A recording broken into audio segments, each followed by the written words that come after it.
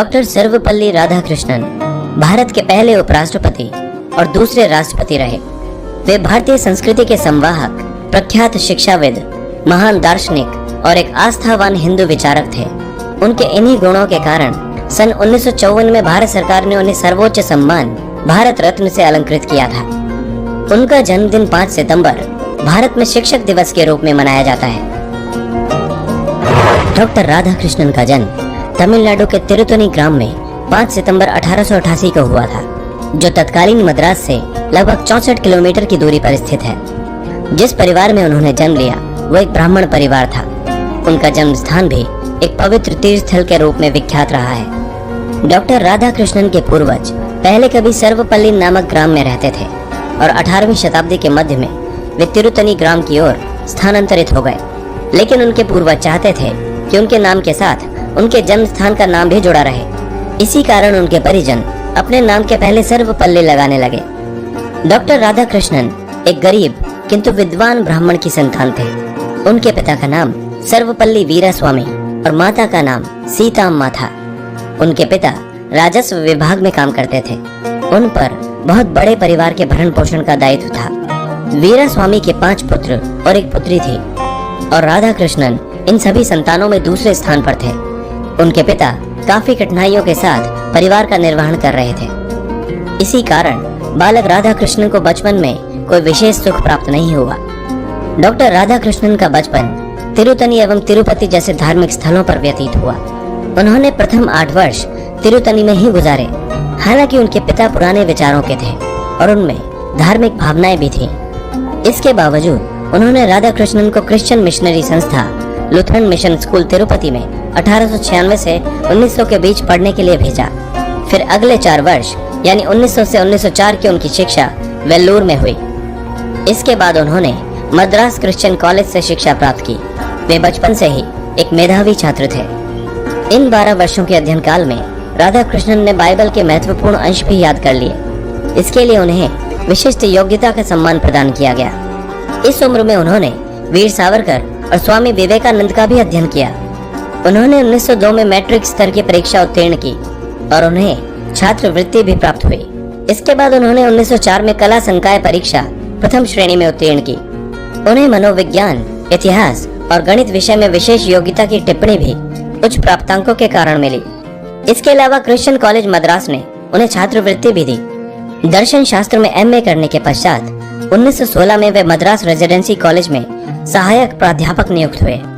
Doctor Radhakrishnan ने अपने लेखों और भाषणों के माध्यम से विश्व को भारतीय दर्शन शास्त्र से परिचित कराया। सारे विश्व में उनके लेखों की प्रशंसा की गई। उस समय मद्रास के ब्राह्मण परिवारों में कम उम्र में ही शादी संपन्न हो जाती थी और राधाकृष्णन भी उसके अपवाद नहीं रहे। 1903 में 16 वर्ष की आयु में ही उनका विवाह एक दूर की रिश्तेदार सेवा कामों के साथ संपन्न हो गया। उस समय उनकी पत्नी की आयु मात्र 10 वर्ष की थी।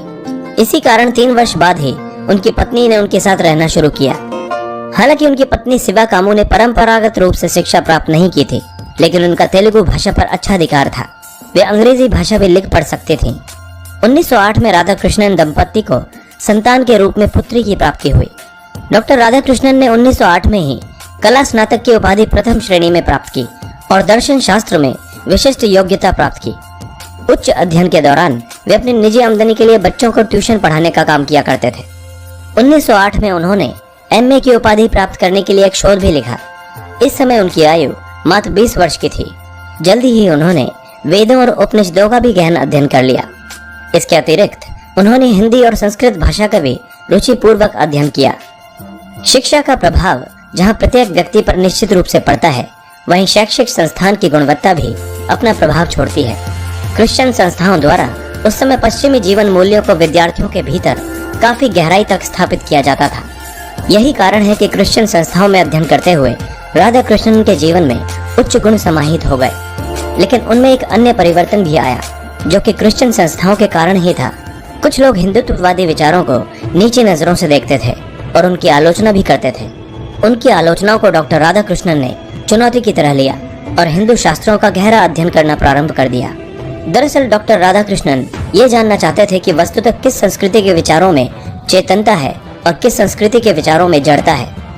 इस कारण राधाकृष्णन ने तुलनात्मक रूप से यह जान लिया था कि भारतीय अध्यात्म काफी समृद्ध है और क्रिश्चियन मिशनरियों द्वारा हिंदुत्व की आलोचनाएं निराधार हैं। इससे उन्होंने ये निष्कर्ष निकाला कि भारतीय संस्कृति धर्म, ज्ञान और सत्य पर आधारित है, जो कि प्राणी को जीवन का सच्चा संदेश देती है।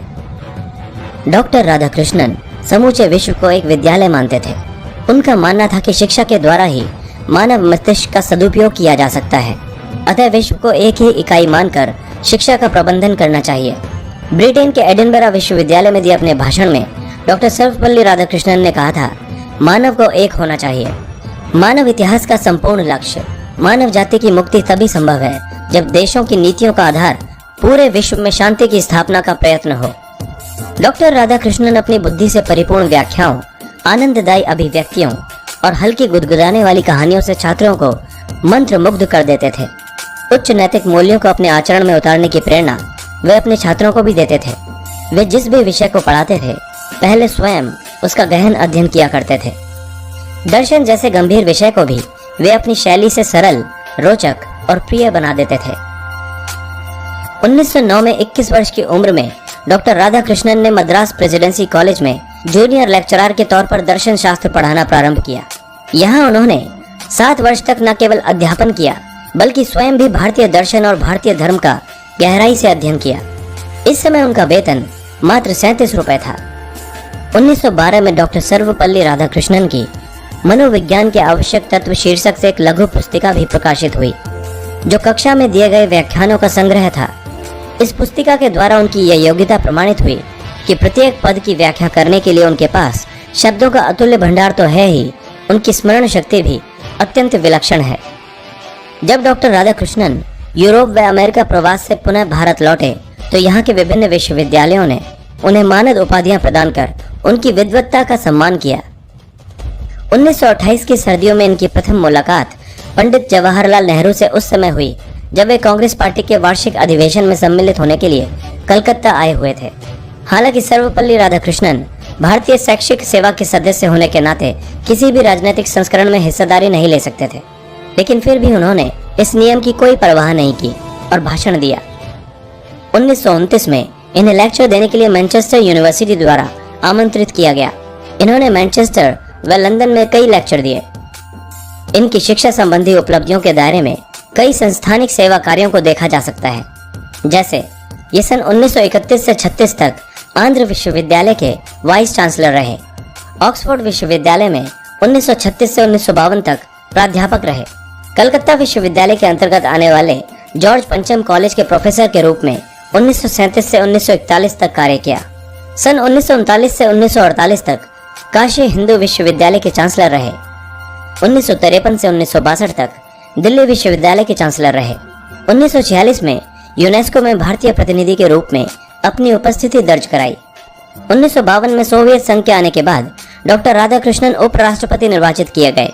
संविधान के अंतर्गत उपराष्ट्रपति का नया पद सृजित किया गया था। पंडित जवाहरलाल नेहरू ने इस पद के लिए राधाकृष्णन का चयन करके लोगों को चौंका दिया था।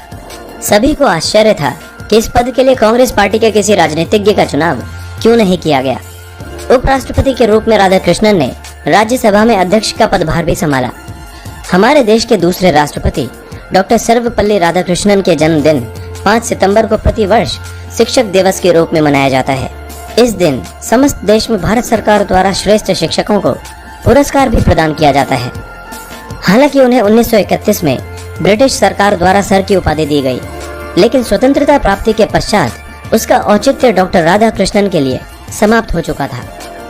जब वे उपराष्ट्रपति बने तो स्वतंत्र भारत के प्रथम राष्ट्रपति डॉक्टर राजेंद्र प्रसाद ने 1954 में उन्हें उनकी महान दार्शनिक व शैक्षणिक उपलब्धियों के लिए उन्हें देश का सर्वोच्च सम्मान भारत रत्न प्रदान किया।